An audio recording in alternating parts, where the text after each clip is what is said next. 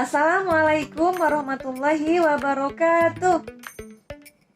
Halo sahabat pembelajar, dimanapun harus tetap belajar ya, karena belajar bisa dari mana saja. Perkenalkan, nama saya Suhartini, saya mengajar di SMP Negeri 1 Bunguran Timur. Pada kesempatan ini, kita akan belajar tentang zat aditif pada makanan. Berbicara tentang makanan, maka tidak akan ada habisnya, karena makanan selalu menarik untuk kita bahas. Kenapa? Karena makanan selalu berhubungan dengan kehidupan kita sehari-hari. Tentunya kita harus tahu dong, kandungan apa saja yang terdapat pada makanan yang kita makan. Disimak terus ya videonya. Selamat belajar! Tujuan pembelajaran kali ini adalah: pertama, peserta didik dapat menjelaskan pengertian zat aditif. Yang kedua, peserta didik dapat menjelaskan jenis zat aditif yang terdapat pada makanan dan minuman. Yang ketiga, peserta didik dapat membedakan zat aditif alami dan zat aditif buatan. Dan yang terakhir, peserta didik dapat menjelaskan dampak penggunaan zat aditif bagi kesehatan. Halo sobat pembelajar, ada yang suka makan es krim? Es krim dengan berbagai varian rasa seperti stroberi, coklat vanila, sungguh terasa lezat. Lollipop yang terasa manis dan penuh warna, mana sih anak kecil yang tidak suka? Sayur sop buatan ibu juga terasa enak. Begitu pula dengan bakso yang dari kejauhan baunya sudah menggugah selera. Sekarang ini berbagai makanan dikemas dalam bentuk kalengan. Dari fenomena tadi, mengapa sih es krim, permen berwarna-warni dan terasa manis? Begitu pula dengan sayur sop dan bakso, mengapa terasa lezat dan berbau sedap? Begitu pula dengan makanan dan minuman berkaleng. Mengapa makanan dan minuman berkaleng dapat bertahan lama? Dapatkah kalian menjelaskannya? Agar dapat menjawab pertanyaan ini, yuk simak terus materinya sampai selesai ya. Apa sih yang dimaksud dengan zat aditif?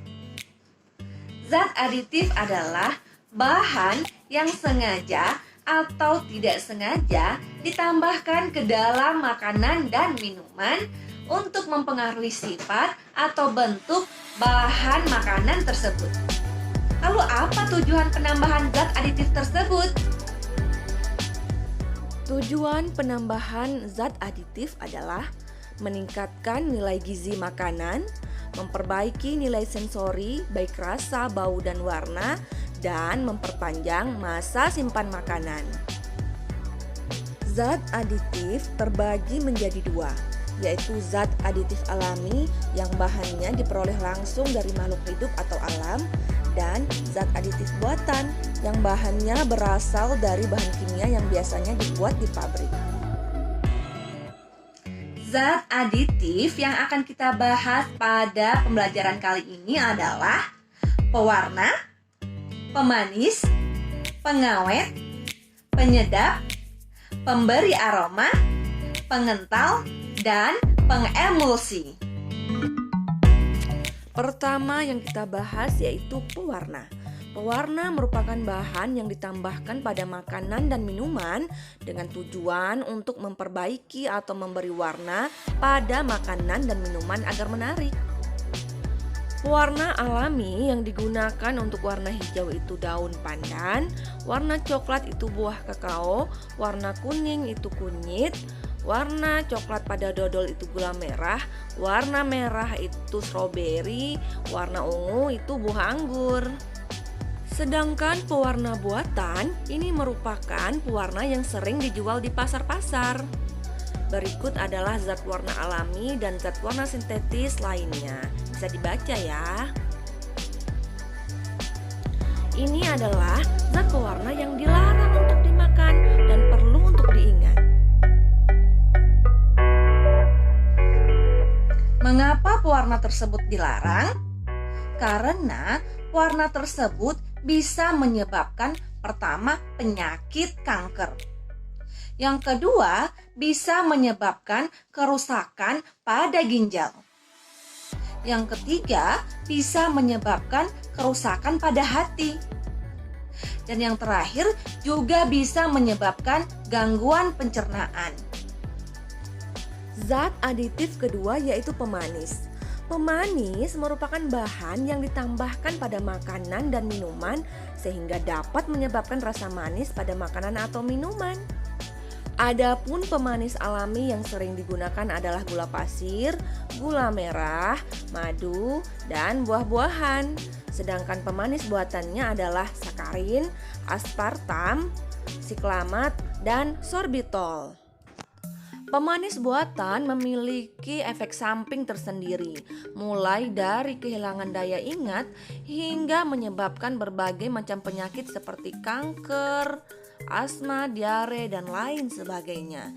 Jadi harus diperhatikan penggunaannya ya, jangan berlebihan. Yang ketiga itu pengawet. Pengawet merupakan bahan yang ditambahkan pada makanan dan minuman yang berfungsi untuk menghambat kerusakan pada makanan dan minuman. Pengawet alami yang digunakan adalah cengkeh, gula pasir, gula merah, kunyit, garam, dan kayu manis. Pengawet buatan terdiri dari asam benzoat, natrium benzoat, kalium benzoat, asam askorbat, natrium nitrat, asam propionat, BHA, dan BHT. Adapun pengawet buatan yang dilarang itu adalah formalin dan boraks. Hati-hati terhadap kedua barang ini. Zat aditif keempat yaitu penyedap. Penyedap merupakan bahan tambahan makanan yang digunakan untuk meningkatkan cita rasa makanan. Penyedap alami yang digunakan itu adalah kaldu, rempah-rempah, maupun garam. Sedangkan penyedap buatan yang biasa digunakan itu yang banyak beredar di pasar dengan berbagai merek. Pemberi aroma. Pemberi aroma merupakan bahan yang memberi aroma tertentu pada makanan dan minuman. Pemberi aroma alami berupa ekstrak buah nanas, ekstrak anggur, ekstrak minyak astiri, dan vanili. Berikut adalah pemberi aroma buatan. Silakan dibaca ya. Keenam, pengental. Pengental merupakan bahan untuk menstabilkan atau mengentalkan makanan yang dicampurkan dengan air sehingga membentuk kekentalan tertentu. Pengental yang sering digunakan yaitu pati, gelatin, agar-agar, gam, dan alginat. Yang terakhir adalah pengemulsi. Pengemulsi merupakan bahan yang dapat mempertahankan penyebaran atau dispersi lemak dalam air dan sebaliknya. Zat pengemulsi makanan yang sering digunakan adalah lecithin yang terdapat pada kuning telur atau kacang kedelai dan biasanya digunakan untuk membuat mayonaise maupun mentega. Nah, itulah dia pembelajaran kita pada kali ini. Gimana? Sudah tahu kandungan apa saja yang terdapat pada makanan yang kita makan? Tentunya sudah dong ya. Jadi mulai sekarang kita harus memperhatikan kandungan apa saja yang terdapat pada makanan yang kita makan agar tidak berdampak buruk pada kesehatan kita. Demikian materi kita pada hari ini.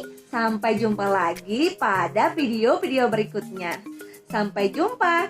Jangan lupa untuk terus belajar. Karena belajar bisa dari mana saja dan kapan saja. Assalamualaikum warahmatullahi wabarakatuh. Selamat HUT PGRI dan Hari Guru Nasional ke-76. Tetap semangat mendidik anak bangsa karena mereka harapan kita semua.